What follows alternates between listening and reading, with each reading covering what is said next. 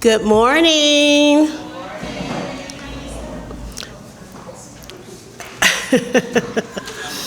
I am so happy to see each and every one of you this morning.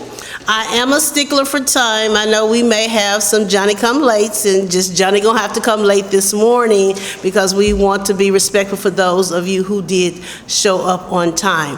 I am Tiana Onyeloyi. I am the coordinator of the African American History Program here at the Arkansas State Archives. I'm also the liaison to the Black History Commission of Arkansas, who is putting on this symposium today. I want to say welcome, welcome, welcome. Just a few things to remember. Please silence your cell phones because we are recording and this will go on our Facebook page. I have given you a survey, so at the end of the day, if you could fill that out and let us know what you like, what you didn't like, what future topics you would like for the Black History Commission to put on. That's how we do that. And we will not keep you any further. I'm going to ask the chair of the Black History Commission of Arkansas. Oh, and one more thing. If you're a teacher and you need a teacher certificate at the end of the day, my dear colleague back there, Becky, waving in the back, will give you a certificate for professional development hours. And at this time, we'll ask Dr. Hargrove, the chair of the Black History Commission, to come up. Pound, pound, pound. Sound the drum. Pound, pound, pound. I sound the drum. It's Black History Month. Some people refer to it as African American History Month.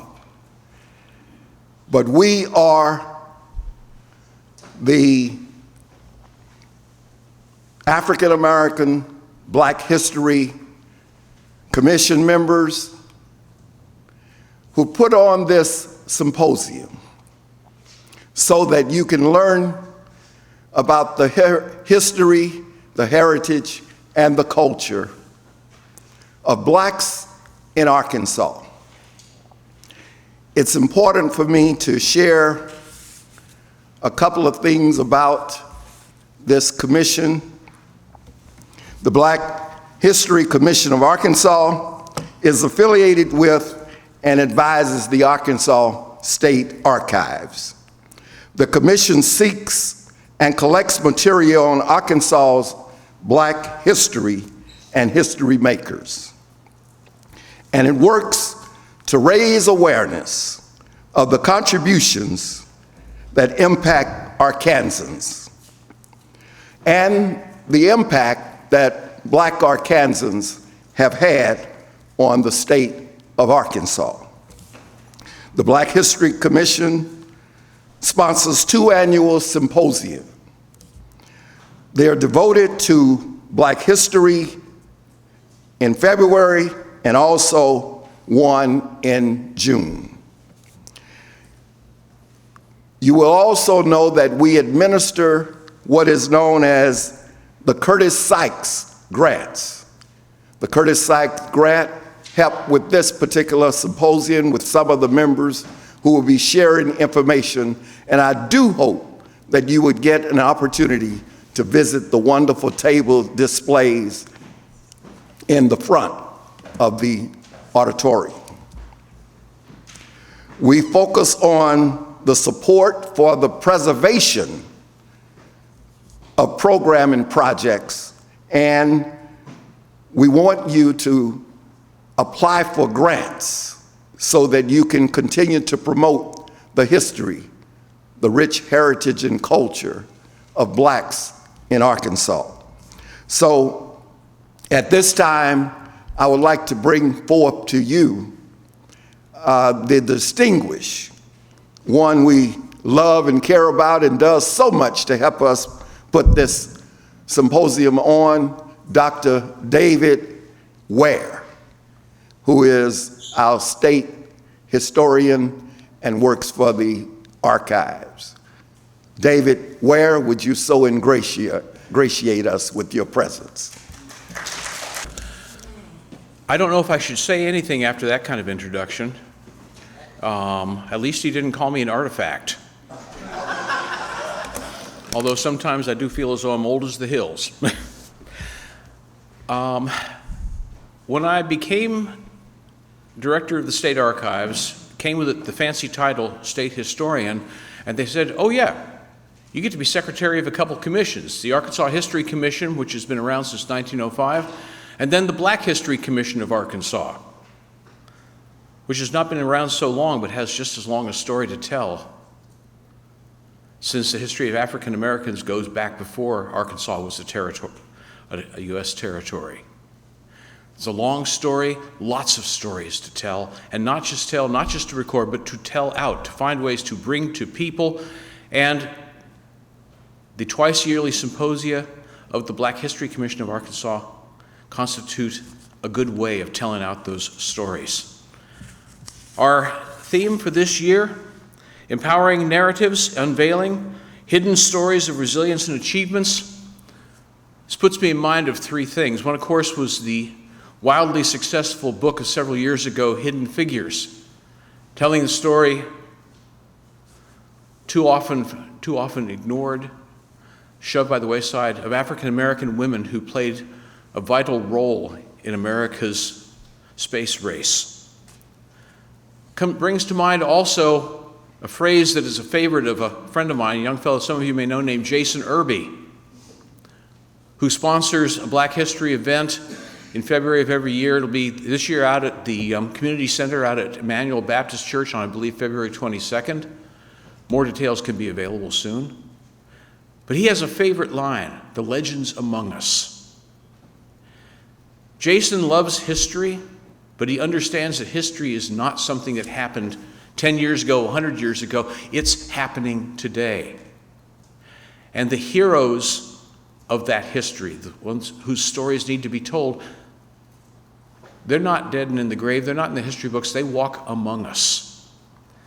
And so what he tries to do is bring people's attention to not just things that happened long ago, but people who are making history even as he speaks.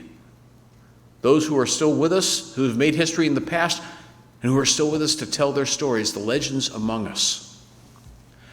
And years ago I told Jason that reminded me of my favorite hymn, which I will not sing because you don't want to hear me sing on a Saturday morning. It's not one of those high church anthems or anything. It was written back in the early 20th century by a woman named Lesbia Scott. It's set to a song that sounds like a sea shanty. It's called I Sing a Song of the Saints of God. And the third verse has something that is very much applicable to us today.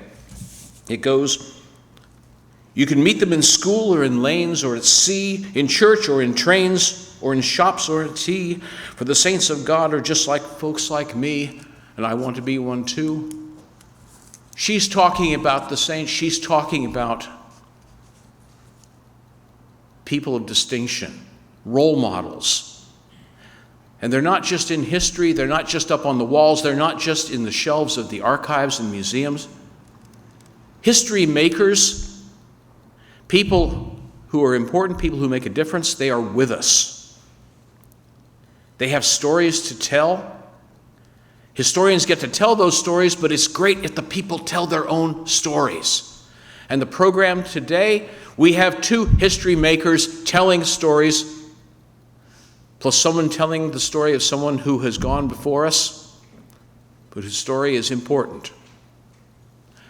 It's my pleasure and my privilege to have a very small part in such proceedings, because I think it's important that stories not just be told, but that they be told out, that they be told to people, passed along. That's how they become part of the larger history, how those hidden figures will remain hidden no longer. So thank you for coming out this morning. Hope we'll get a few more folks showing up, the fashionably late crowd. You know, there's a few in every group, and just bless them. They show up. We'll take them as they come. Thank you very much, and I'm looking forward to great presentations. Coming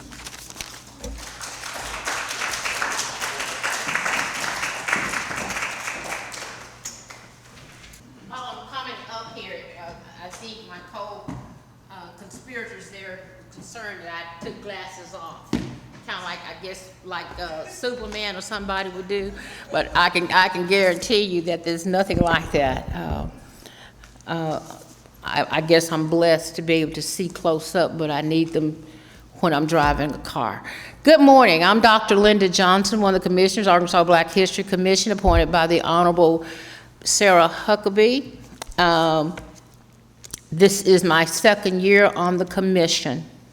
This morning, I've been asked to introduce to you Mr. Macy V. Butler, who is the CEO and owner of Antwon Publishing Company out of Woodson, Arkansas.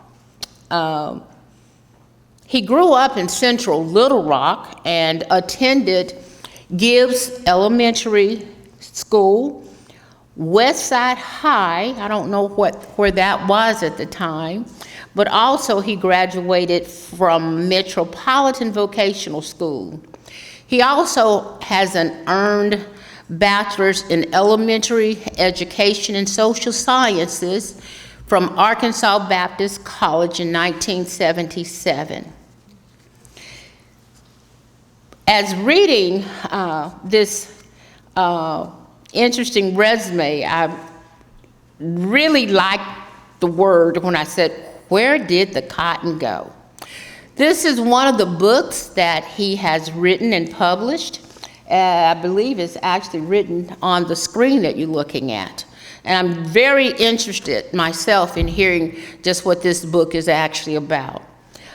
In addition to that, he has several other books that he has authored and published that I'm sure that he'll have an opportunity to share with you when he comes. Because after all, you guys didn't come here to hear an introduction. You came to hear what's really going to happen, and that is the meat of why we're having this symposium today. Mr. Butler, I believe what one would say has dual citizenship from the state of Arkansas and Florida, where he spent a lot of his time.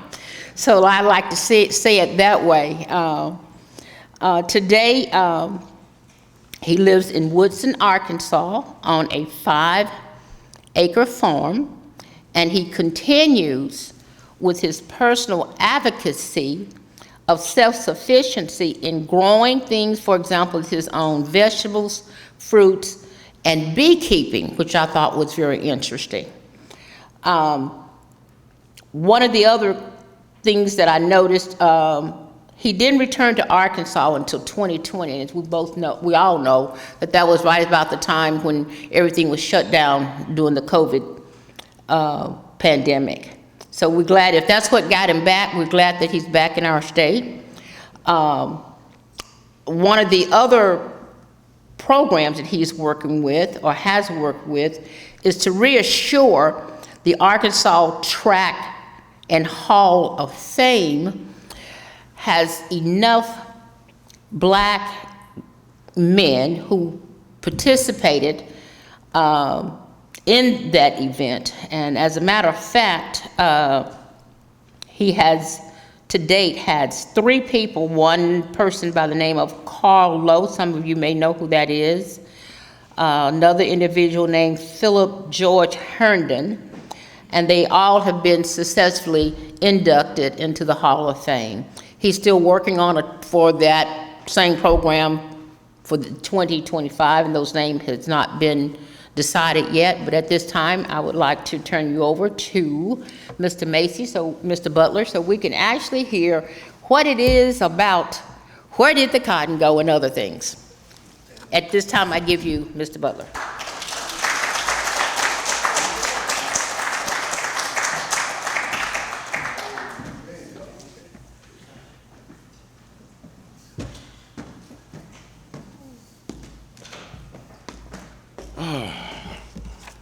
Thank you very much.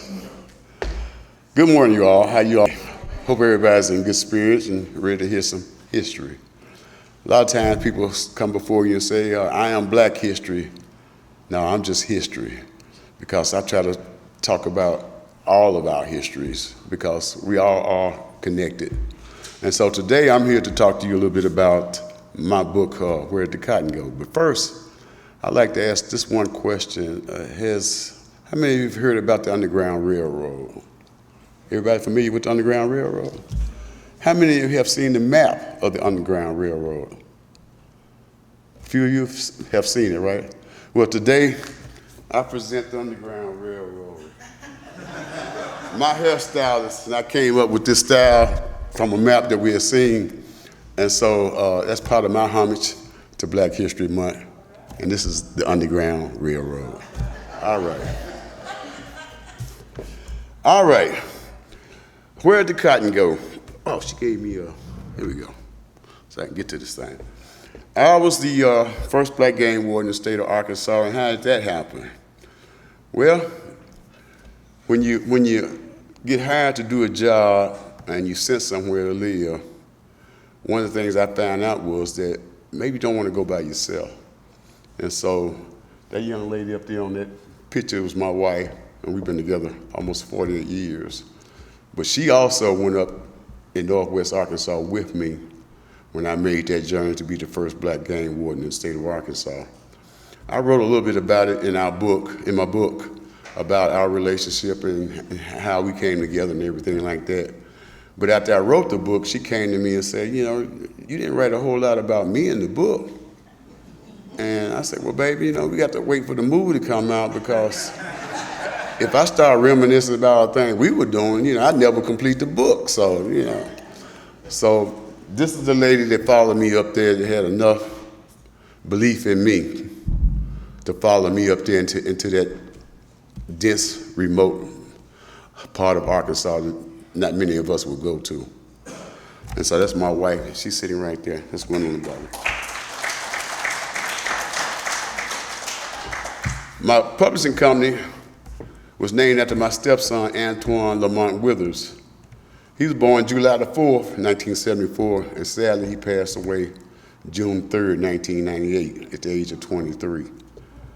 But he was up there also with us, and he was really my true inspiration for writing and publishing this book, because Mont could possibly have been the first black child to attend public school in Rogers and Bentonville, Arkansas. Antwon Publishing Company, LLC, is dedicated to his memory, his two sons, and his two grandsons that he has. That first photograph was him when we went up there. That was him when we moved back to Little Rock, when we moved back in '86 to Little Rock, and that's him at the age of 23, shortly before we lost him. Well, I ain't gonna say he's not lost because I know where he is. He's right here with me every day. Where did the cotton go? She asked the question, where did the cotton go? Where that name came from? That's very interesting, because I started writing on this book in 1991, believe it or not. And I just wrote little pieces of it from, little over periods of time. And I got to a point in probably 1995, where I was trying to focus on, what am I gonna name the book? What am I gonna call the book? And for some reason, when I did that, I had writer's block. I couldn't write a word for 5 years. All of a sudden, it came to me. I was looking at some photographs, and that's the photograph, that's the copy of that book. It's on the front cover of that book, and that's a picture that I took myself of Beaver Lake overlooking an early morning, the fog, and the outline of Beaver Lake in an area called Big Clifty. And it just struck me that ain't no cotton up here. In areas where we live, where black population is, it's agriculture, and you have a tendency to see cotton, and the more cotton you saw, you tend to see more black people. No cotton was up there, so there were no black people. So that's why the word, when it came to me like that, I had to go with that. The back part of the book, it says that, the story begins in Benton County, Arkansas, a northwestern county that borders Oklahoma and Missouri, nestled in the heart of the Ozark National Forest. It is in this dense and remote location that I, Macy B. Butler, is assigned as the first black game warden in the state of Arkansas during the late 70s. I was purposely assigned by my superiors to this isolated part of the state with the hopes that I would fail or worse. I undertook the challenges of a lifetime and not only survived, but thrived in many of the exciting and dangerous assignments that they gave me. In 3 years, I investigated, arrested, and convicted numerous of violators of Arkansas game and fish laws that rivaled veteran white wardens with many more years' experience, to the point that it developed into animosity and hate. It was my work on the undercover unit that brought the first court-imposed prison sentences for outlaw felon spotlighters. Spotlighters are people who drive through fields at night, shine lights, and shoot wildlife. I was also part of the search team that tracked down the killer of the chief of West Fork at Devil's Lake State Park. If you're not familiar with Devil Den, it's in Washington County, just south of Fayetteville. That's a really remote and dense area, which is about 12,000 acres of a state park. And this guy killed the chief of police, and we had to go in there and find him, in which we did. In 1982, I was selected as a candidate for Wildlife Officer of the Year in only 3 years. But all this sudden came to an end when the sheriff of Benton County targeted me and set me up. And this is my story of survival and my journey during one of the most fulfilling and exciting times of my life. So that's the kind of basic outline of what the book is. How do you become a game warden? Well, the first thing I did was apply for it. When I applied, it was a nationwide search for wildlife officers in the state of Arkansas at that time. Over 12,000 applications came in. There was only 7 jobs available. When I interviewed for the job, there was only 3 black people that even applied to even try for the job. When I was selected to go to cadet school and go to the tech school to learn the things how to become a wildlife officer, it was me and 2 other people who were selected. The first females wildlife officers was also selected during that time. And that's history that a lot of people just don't know. You're not going to know. But I was sent to Arkansas Tech to go to cadet school, started there, and then they sent us to Lake Washita State Park, where they had a big compound down there to finish up and learn the intricacies of how we perform our work out in the field. And so that was basically how that part went about. When I was sworn in by Circuit Judge Lee Monson here in Pulaski County. During that time, I also had to go through Law Enforcement Training Academy. Now, you can't really tell a lot of the photographs up here, but a lot of those guys that's in that photograph are wildlife officers that work for the Game and Fish Commission. A lot of these guys that work for the commission 15, 16, 17 years were never certified as law enforcement officers. During this period of time when I was hired, they had just acquired a new chief named John Welch. And one of the things was to make the enforcement division more professional, he was requiring everybody to come in to have a college degree. So that was one of the reasons why I was selected, because I did have a college degree. A lot of these guys were sweating because they didn't know if they were going to be able to keep their jobs, because, like I said, they never even went through Law Enforcement Training Academy. But I had to go through the academy, and I successfully matriculated through the academy, and then I was assigned to Benton County. Benton County is in northwest Arkansas, in that corner that borders Missouri and Oklahoma. It's a real dense part of the Ozark National Forest. You got Bella Vista up there, you got Beaver Lake, you got the Pea Ridge Military Park. You also have Lake Weddington, which is another military park that's up in that area. But we also had a lot of businesses. Benton County has 23 cities and is the home base of several large and major businesses like Walmart, Daisy BB Company, Tyson Food had a large plant up there, JB Hunt, and just a few of the companies, national companies that were in that area. Today, the median income of jobs up there, salaries up there is $100,000 today. So you can go up there and make a good living if you earn it, if you live in that area these days. Now, one of the things that got me curious about it, when I was saying I was the only black living in Northwest Arkansas, living in Benton County, I kind of did some research on it myself. And I found some sensitive information that was provided by Mr. James Lowen, who has the world's only registry of sundown towns. And this was a period of Rogers. And if you notice, in 1950 and 1960, they said that they had one black person in the whole part of Rogers, in that part of town. And I got kind of curious about, well, if they had one, who was that one person? actually found that person, believe it or not, who that person was. They grow apples, have large orchards in that part of the country, and they grow apples. And the guy that owned the apple company up there had a mascot or a logo of a little black kid pulling an apple off the tree. And that was on the boxes of the apple crates that they sent out. And so I kind of found out that's where that black person was. But if you're noticing, when I was up there, it was zero. It went down to zero and stayed to zero until 1990.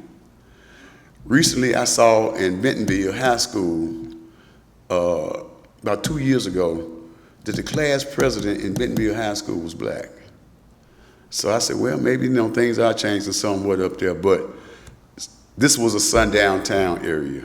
When I moved up there were signs on. I took pictures of some of these cities, where when the sun go down, you don't want to be around, and so that was actually the mantra of things up there. At that time, the president of the KKK lived in Rogers, Arkansas. Harrison was the headquarters, but the president lived in Rogers. And fortunately for me, when I moved up there, that I was able to live in areas known as cul-de-sacs, one way in, one way out. And so I always kind of found a house to live deep up in a cul-de-sac or somewhere like that. So a lot of people just didn't know how to really locate me and find me when I was up there. I was kind of strategic about where I lived. So that had a lot to do with how we moved around.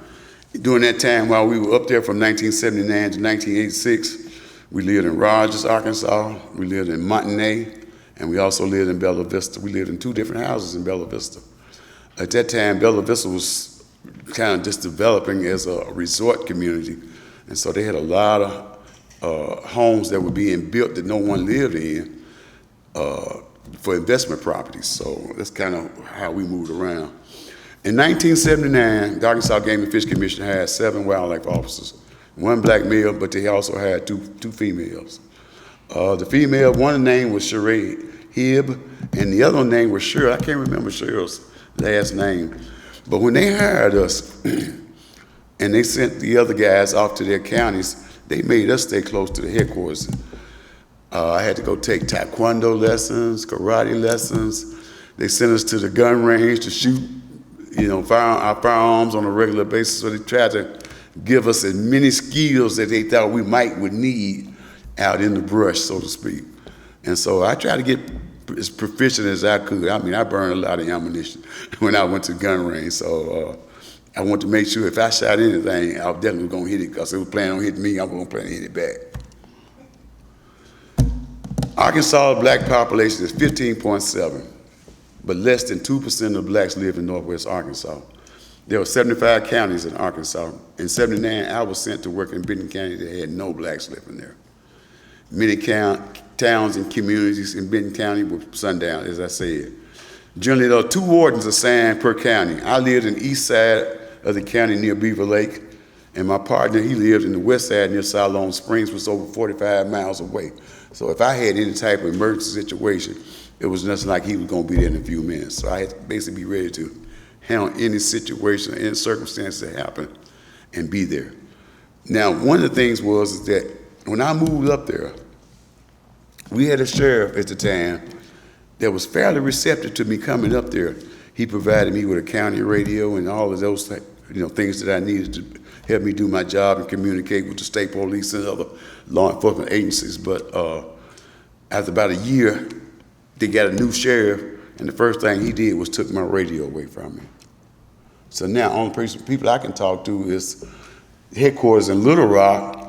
I call all the way to Little Rock and get a transfer back up to Northwest Arkansas. by the time anything happened, it would have been all over. So I definitely had to pay attention to what was going on. My enforcement territory was 880 square miles of Ozark Mountains. Beaver Lake is a reservoir in the heart of Ozark Mountains with over 487 miles of shoreline. It's a popular destination worldwide. People come from all over to hike, to cycle, to do all types of things. There are caves, a lot of variety of trees and shrubs.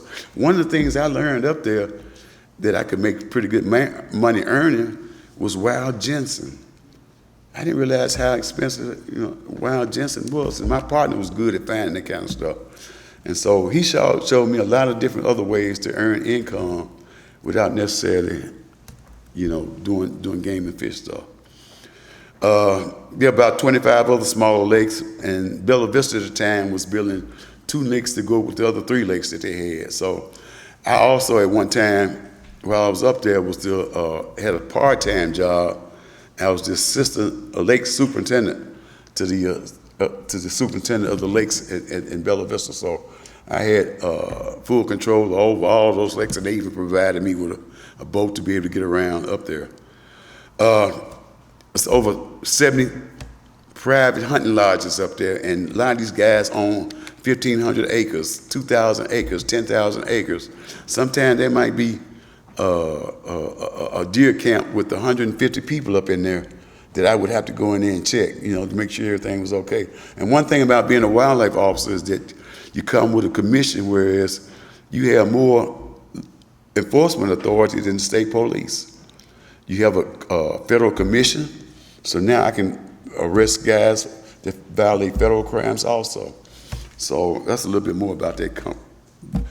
Other things that I had to do: get into the schools, talk to the kids, let them understand what my job was about, what we were out there for, and better educate them about the wildlife and what was going on around them. Other things, going into the community, talking to the residents at the various remote locations about any problems that they were having with hunters or people riding the roads at night, shooting guns at night and stuff like that. And like I said, this is a remote area, so sometimes a person could shoot a gun, and by the time they call me, it might be 2 hours before I get over there. So, it's just the way situations are, so you have to learn, understand what the territory was and how you will respond when certain calls would come to you. We also had, people violating the law, so I had to investigate the crimes. One thing about it, I kind of took my job serious. My conviction rate was almost 100%. In fact, I actually lost a case. I had some cases dismissed based on the attitudes of the people who I had wrote the citations about. But my conviction rate was pretty high. One of the things I did, my first citation that I wrote, was to an FBI agent. He was up there hunting over a baited field, and that's a federal violation. So, of course, he didn't take that to court. He paid that fine and went on about his business. I also did a bald eagle case, and you don't realize how hard it is to try to make those type of cases. And that's a federal case. But I received a report, I investigated the report, I carried it to conclusion, I arrested the guy, and he was convicted. And also the guy who gave me the information got a $500 reward for turning in the information to me. So these were the type of cases that I was making up there. I wasn't going after the people who were out there on the weekend with their kids and a fishing pole and a bucket of worms or something like this, trying to have a decent time with the kids, and I'm asking them for a fishing license. That wasn't my style. Now, if you was in a $30,000 bass boat and you got a depth finder and $15,000 worth of bass fishing equipment, you better have a fishing license. So those are the type of things the way I approached about doing my job. Another thing was I investigated other type of violations. This one was about black bears. For some reason, these idiots would kidnap the black cubs. They found a black cub that may have gotten lost from his mom and take it to the house and think, they're gonna raise a bear. That was some of the stupidest things. They lucky that they got away with the cub, but that did happen, and I did make a couple of arrests on the cases like that. I also certified a state record for the hybrid striped bass on Beaver Lake. This was back in 1980. This gentleman caught the bass, called me. Actually, it probably was a little heavier than what it was because he had been out the water for about an hour or so before he can call me. But I was able to certify that record, and it was a state record for a period of time up there off of Beaver Lake. Of course, there was some relaxed time too. I got a chance to kind of, test the waters to see how the fish were biting myself. So from time to time, we would go out and, and get our limit and come back home and have a nice fish fry. And there's my truck. So you can see I had a different truck. I wasn't using my game and fish truck to do my own work. So there's my truck sitting up on the top. West Fork, when I was talking about the chief of police who got slain, he stopped this guy one night on a traffic stop, and the guy shot him, and not only shot him, but shot the guy he was riding in the car with because he didn't want to leave no witnesses. And then he just took off into the wilderness. He was one of these guys that knew how to travel in the wilderness, on his own, a huntsman and all this kind of stuff. So we had to go out there and find this guy. As a wildlife officer, we had trail bikes, and so that's what we used to go down and do our searches. They had horses, they had every law enforcement officer in Northwest Arkansas hunting for this guy, and they were determined that he was not coming out of those woods alive, and actually he did not. And it kind of changed my mind about how I felt about law enforcement somewhere, because I had never seen that kind of hatred and viciousness and wanting to just go out and really get somebody in that manner. So I never approached law enforcement, in that way. So that kind of bothered me for a while. Devil Den State Park is a 25-acre state park in Washington County. It's nestled in the Boston Mountains. And like I said, we did find the suspect, and he was slain. This is Gloria Howe. Gloria Broadbeck Howe. She was a photojournalist. And Gloria is a friend of mine now. She's 94 years old. She lives in Rogers, Arkansas. But I was investigating, I was watching a nest of baby great horned owls that had been abandoned. I had saw the nest for a while and knew that the nest was there and had been watching it, but I hadn't seen the mother for several days. And so I suspected that probably she either got caught up in one of the chicken wires, because Tyson Food had a lot of chicken farms up in that area, and we lost a lot of raptors to that type of situation, trying to hunt the chickens in there. So after the mother didn't come back, I had to go rescue those owls. And so I called the local newspapers, and they were good about coming out. Whenever I had a story, they would come out. So she came out that day and took pictures of me, and those pictures that she took ended up winning her national and state awards. I didn't find out about it until 34 years later that this lady had made her career off of my photographs. And not only did she make a career off of it, but she went on to win 5 national awards and 56 state press awards in her journalism. She was outstanding journalism. And so these were some of the photographs that she took of me back during that time, of those owls that we rescued. She also was, and I'll say, you got 2 pictures up here of Bill Clinton, and I have the originals, and you won't find any of these pictures in the Clinton Library. They're in my house, okay? One is Clinton on the back of a pickup truck in Northwest Arkansas when he was campaigning, I think he was either campaigning for Attorney General or maybe his first campaign for governor.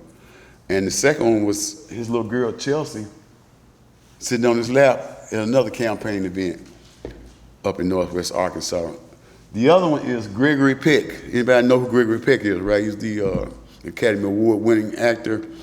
To Kill a Mockingbird was one of his major movies. She snuck on the set. They were doing the movie The Blue and the Gray on Lake Whittington, shooting that movie up there, and she snuck on the set and took a picture of him when he was coming out the dressing room to take that shot. And she eventually sent the picture to him, and he sent her a nice letter back, appreciating the fact that she, what she did. But Gloria, like I say, she and I collaborated in 2020 once I found out who she was and what she was doing. And we ended up doing her book, Gloria, Childhood Depression, and it was released in 2020. While I was up there, I received numerous commendations. I only just put one or two up there just to kind of get you an idea of what was going on. When people would call me, I would be responsive. I came out and investigated whatever the call was and tried to bring a resolution as quick as I could. And like I said, I had quite a few letters like that came in from people who appreciated the work I was doing. After about a year,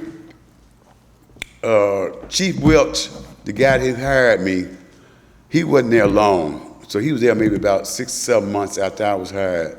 And then they brought in H.C. Red Morris, who was the assistant chief at the time.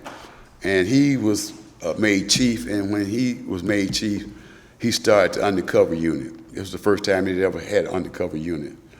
Okay, I was recruited. He came to me and asked me to be on the undercover unit. So I went to work on the undercover unit, believe it or not. During that time, I'm in Northwest Arkansas. He wanted me to go all the way down to West Helena to work. And that's what I did. I worked around a place called Elaine and Snow Lake. That's when they had the Elaine rides in that area. I went down there and worked. Working undercover, you're supposed to have backup, people watching your back.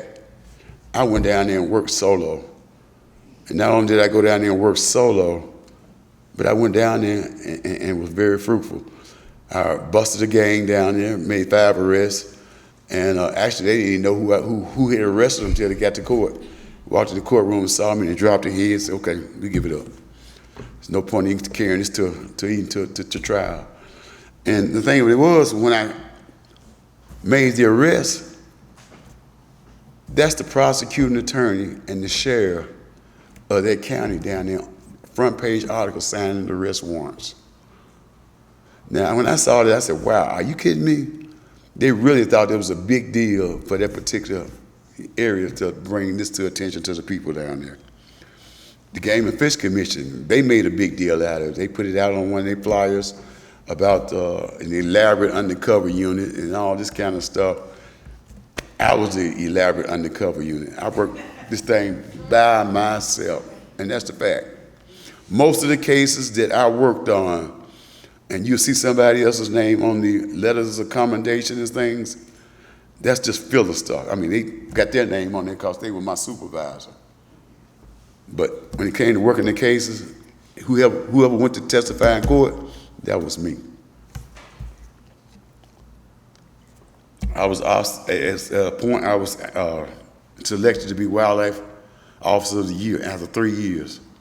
My supervisor elected me that. He was a new supervisor because my first supervisor, I kind of had to run him off because he was trying to take credit for a lot of my work. He was altering my reports. He was trying, like I said, he was trying to insinuate himself in as many of my cases as he could. And the thing about it was that my co-workers actually supported me. And so we had him reassigned to another division. And so the new supervisor came in. I had already been working with him.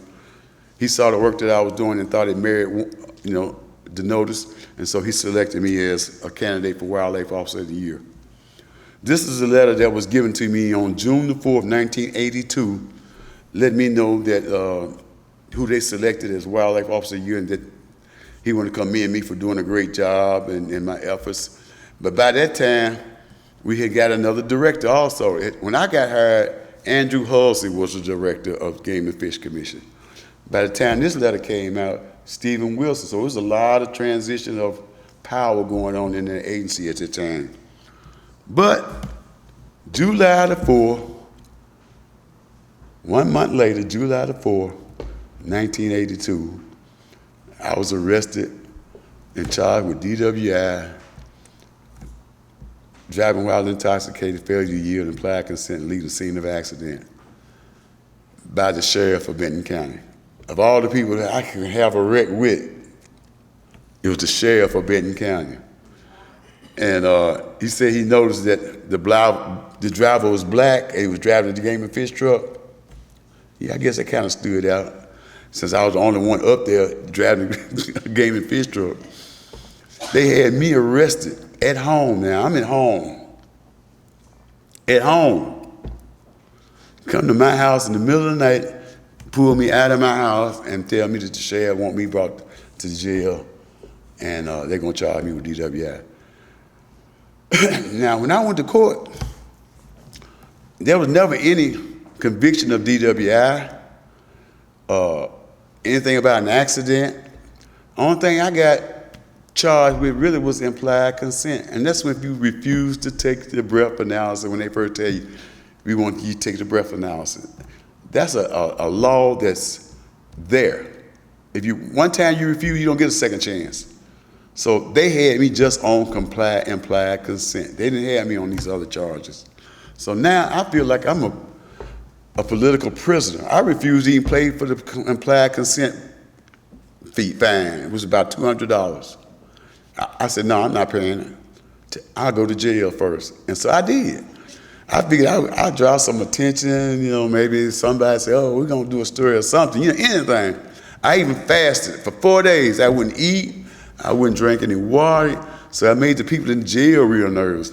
Well, he's not eating, he's not doing this. Somebody came to my wife while I was in jail, gave her the money, and she came down there and paid and got me out of jail. Other than that, I would have stayed. But I had a child, I had a baby, a young son. In fact, 4th of July was Antwon's birthday. You saw that 4th of July, he was born on 4th of July.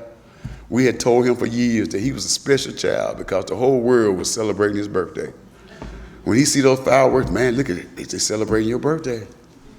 And so the reason we went out that night, that was the first time in all the time we've been there, where we went out on a social night and I had my kids with me and I get charged with DWI. And she was with me too. She was driving the other car, but yeah, I had my truck with me because I had worked that whole day, that day, and took off, parked my truck somewhere else, and then we went on to the event. I'm gonna try to get through this quickly because I got just a few minutes and she's gonna leave some time for a question. When I got terminated, I filed for unemployment. They fought that all the way to the Court of Appeals. Literally to the court. They brought the top lawyer out of Game and Fish and fought me even getting my unemployment. We took it all the way to the Court of Appeals. In fact, they the ones that took it because the unemployment folks sided with me from the start. And they kept contesting it. They didn't want to get me into it. So they took it all the way to the Court of Appeals. And but this was a letter that came from Dr. William Townsend. At that time, he was a state representative here, an obstetrician. And I sent him my information. He sent me a letter back, said, hey, you got a case. Go get you a good lawyer. So I thought I did. I called John Walker. Sent John Walker my packet. John sat on it for a whole year. Didn't do anything. I kept wondering why he didn't send it back to me. And then when he sent it back to me, with the EEOC, you only get a certain period of time to file your EEOC complaint and your right to sue. That was about to expire. By the time he sent that to me, it was getting ready to expire. I wouldn't had a chance to sue. Being meticulous like I am, I'm looking at the reports and found out that they had put one number that was incorrectly on that form. And so I brought that to their attention and they gave me another 90 days so I would be able to file my lawsuit. So I contacted Les Hollingsworth. He was the next black guy I knew here in town. And so Les took the job. He filed a lawsuit for me, but very soon after he filed that lawsuit, Bill Clinton put him on the Supreme Court because a judge had died. And so now all of a sudden, he's taking off my case, and my case is given to one of his other attorneys who did not really want to follow through on it. So the time I was able to sue was really to sue A.C. Morris, the chief of police, the chief of enforcement. But that you can see here, I filed it all the way up to, they filed it all the way up to the Court of Appeals, and I even won it there. Now the sheriff set me up. He was crooked. He was arrested. He made contradictory statements. Even the deputy said he was coerced to lie. There he is coming out the courtroom after he had been convicted. Guilty on 5 charges. And the judge refused to send him to, he was guilty, fined $23,000 in prison for 6 years. But the judge refused to send him to prison because a few years before that, we had a major murder conviction up there they were part of, and they were afraid to send him to prison because they thought those guys on death row might try to hurt him. During that time also was a lot of stuff going on in game and fish, cronyism. Like I say, a lot of people were changing jobs. A lot of people filing lawsuits against each other. So there's a lot of stuff going on. I kind of fell into the crack. After I filed my lawsuit, I let them know that, hey, it's a lot of drinking and going on in these events that they have. They have their own little compounds. When they show up, they have parties amongst themselves. And so I had to bring that to their attention. And then that's my lawsuit that I filed. And like I said, they allowed me to sue H.C. Morris, the chief of enforcement, because I was able to show that he was definitely involved. But the attorney that I had slacked so much that Judge Howard allowed the agency to escape. So they kind of got away with that. So now I'm going to conclude. This is my latest book, Walk with Dignity. This was during a period in 91 when a group of us got together and started fighting the gangs and the drugs here in Little Rock. We even brought Dick Gregory to town. And if you notice, downtown Little Rock during that time was dead. The Quapaw area, I mean, even Capitol Avenue had a big circle. Hey, blocked it off. I remember that when they blocked it off. But downtown was dead. We made folks sit down and start talking about how we can work together, what we can do for this community. And that's what started the Little Rock Task Force. The Little Rock Task Force expanded into other task forces and other committees, and that's why downtown Little Rock was able to come back the way it is. So we were a part of the catalyst to start that also. So basically, I want to thank you for listening, inviting me to come talk to you and give my presentation. I try to record and document all our histories. And I just ask folks to remember, do you know who Bass Reeves was? Bass Reeves was the first black deputy U.S. Marshal west of the Mississippi. And he was in Fort Smith with the Judge Parker, the hanging judge. He was a law enforcement officer. He retired. But Bass Reeves kind of got colorized into the Lone Ranger. And the Indian too, he got colorized to a white man. So the Game and Fish Commission is the most powerful government agency with an annual budget of $175 million. But they generate over $5 million every day in revenue. That comes to $1.2 million in revenue that they bring into the state. So it's not a whole lot of things you can do to them because they got the money and they got the power. So this PowerPoint is part of my archives and to be donated to the commission, and there I am. Any questions? Can you hear me? Yeah. Yes, sir. My name is Phil Bryant, and I met this young man years ago, and I knew his brother, and I remember when he got to be a game fish commission, when he was hired by wildlife commission. And what I noticed about him, that he had his man made up. But I also noticed he had some brass in him, if you know what I mean. He was a brazen young man. And he knew what he was talking about then. He was in his early 20s. And I admired him for his gusto and wanting to do and wanting to be something that most everybody else didn't want to be. My brother knew him. He knew my brother way up because my brother lived up there for a while, worked up there in Fayetteville. And we always had a wonderful relationship whenever we met each other and had a chance to talk to one another. And I I hadn't seen him in so many years. And his attitude has not changed. And he still wants to make a mark for himself and for other people here on planet Earth.